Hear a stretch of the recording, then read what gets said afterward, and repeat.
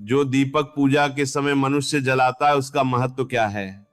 वह श्री कृष्ण के पास आकर बोले, हे प्रभु, जब कोई भक्त अपने घर में दीप प्रज्वलित करता है और पूजा के समय उस दीप की बाती पर फूल जैसा सुंदर आकार प्रकट होता है, तो ये कैसा दैवी संकेत माना जाए, ये जानने की इच्छा मेरे मन में उठ रही है।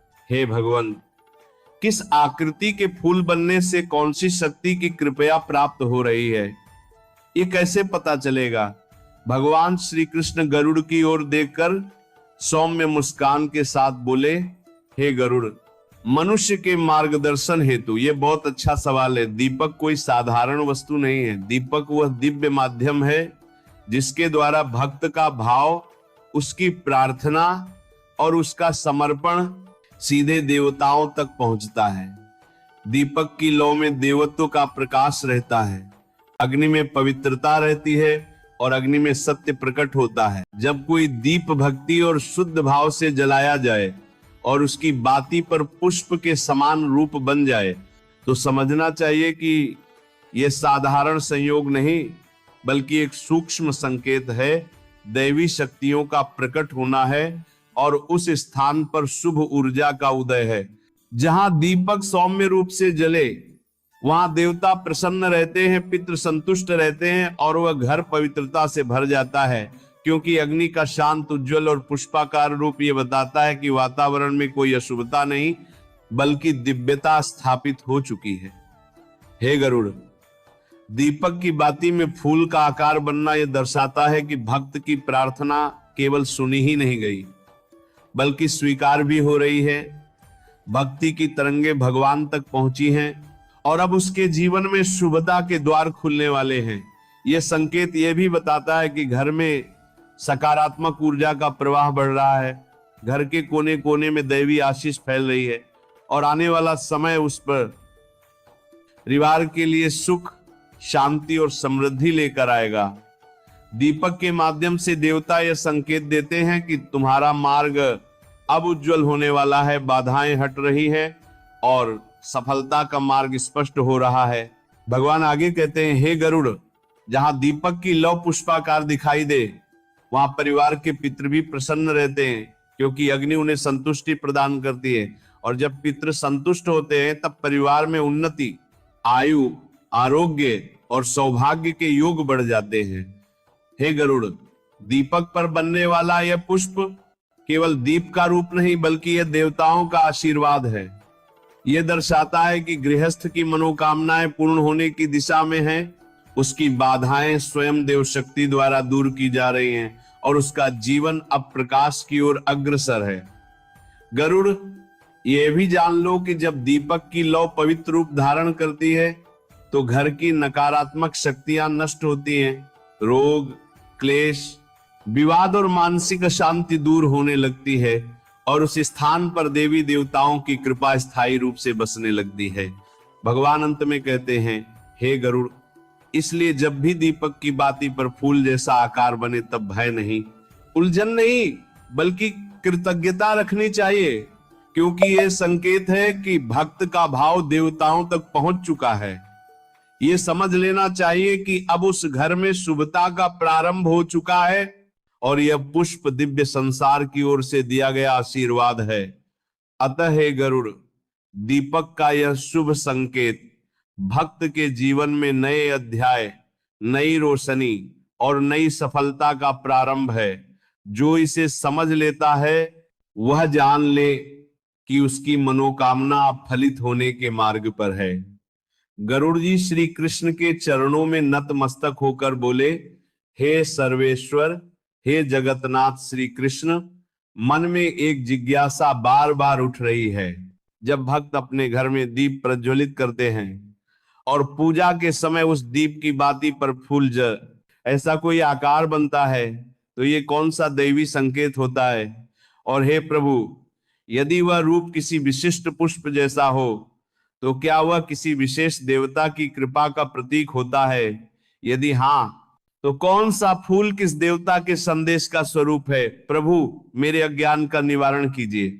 भगवान श्री कृष्ण सौम्य मुस्कान के साथ बोले, हे विनतासुत गरुड़, दीपक कोई साधारण ज्योति नहीं, यह देवताओं का मुख है। यह पवित्र अग्नि का स्वरूप है और अग्नि में देवताओं की चेतना विद्यमान रहती है। जब कोई भक्त शुद्ध मन, निर्मल हृदय और समर्पण के भाव से दीप प्रज्वलित करता है, तब उस दीप की लौ स्वयं दैविक संकेतों का माध्यम बन जाती है।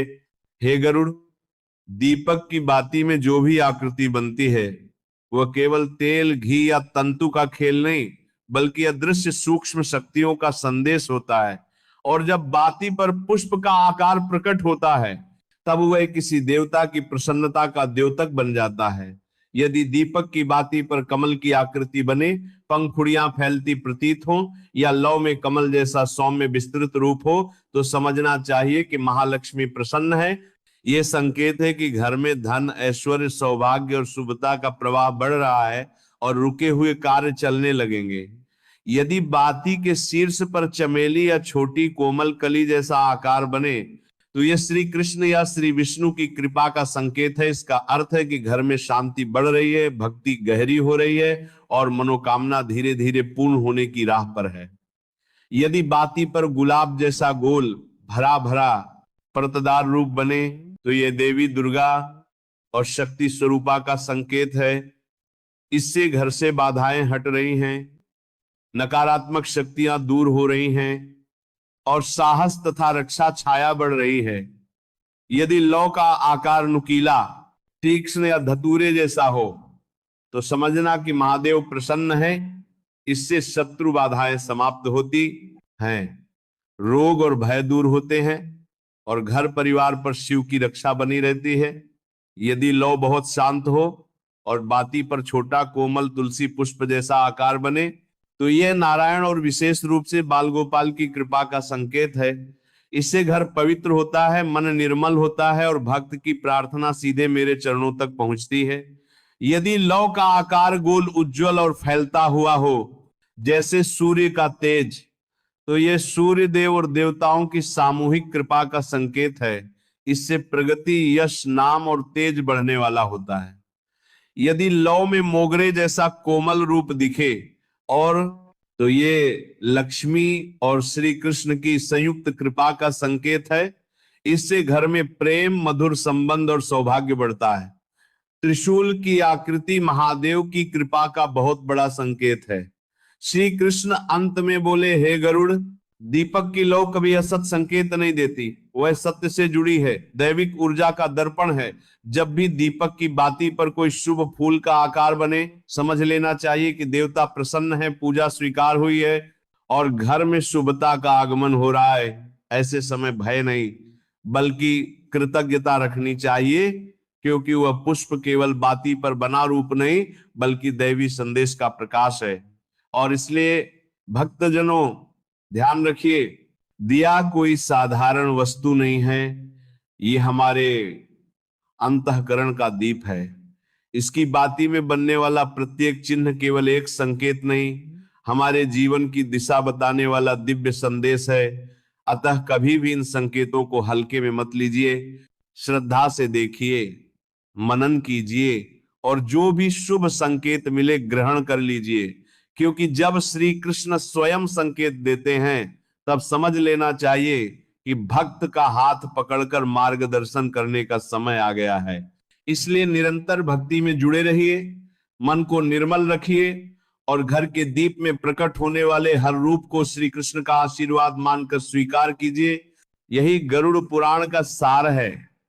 कभी भी दीपक में फूल बने उसको किसी चिमटी से उतार लो, कुछ समय के बाद फिर उसको संभाल कर किसी डब्बी में रख लो। जब कोई घर में बीमार हो, घर से कोई व्यक्ति शुभ काम के लिए बाहर जाए या कभी घबराहट, नकारात्मक शक्ति का आभास हो, उस समय इस दिव्य फूल को मस्तिष्क पर लगा लेना, फिर इसका चमत्कार देखना कैसे सब समस्या का समाधान हो जाता है। इसलिए इस दिव्य संकेत को समझिए, जानिए, जन जन तक पहुंचाइए, ताकि सनातन की शक्ति, धर्म की शक्ति, पूजा पाठ का महत्व लोग जाने और अपने जीवन में अपनाएं।